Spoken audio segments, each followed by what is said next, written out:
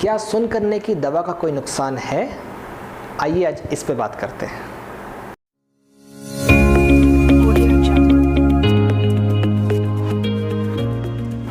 Hello friends, मैं doctor अभिनव श्रीवास्तव आपका स्वागत करता हूं अमितोष डेंटल केयर में। सुन करने की दवा का इस्तेमाल डेंटल क्लिनिक्स में बहुत आम है।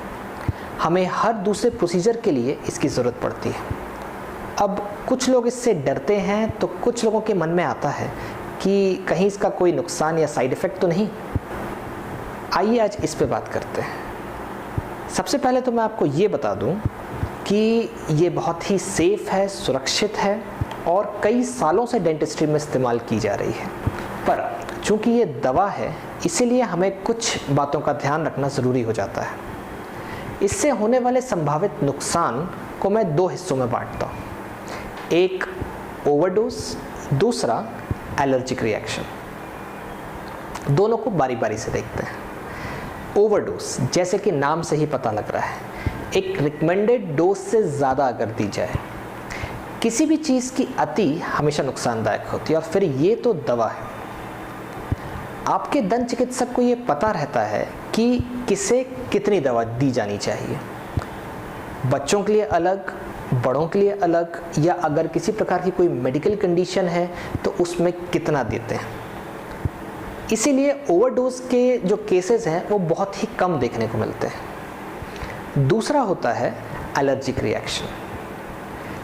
कुछ लोगों में इस सुन करने की दवा के कारण कुछ एलर्जिक रिएक्शन देखने को मिल सकता है।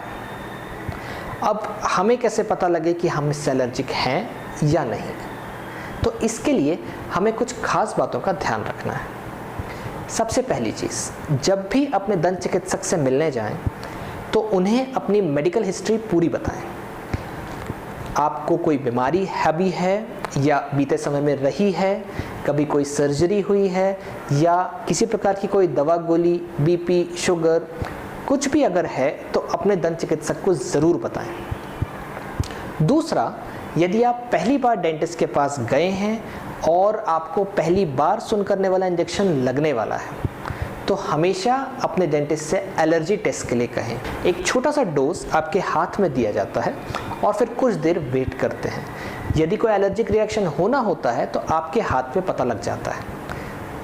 तो फ्रेंड्स, ये थी एक छोटी सी इन्फॉर्मेशन सुन करने की दवा के बारे में। ऐसे ही कुछ और वीडियोस के साथ आपसे जल्द मिलूंगा।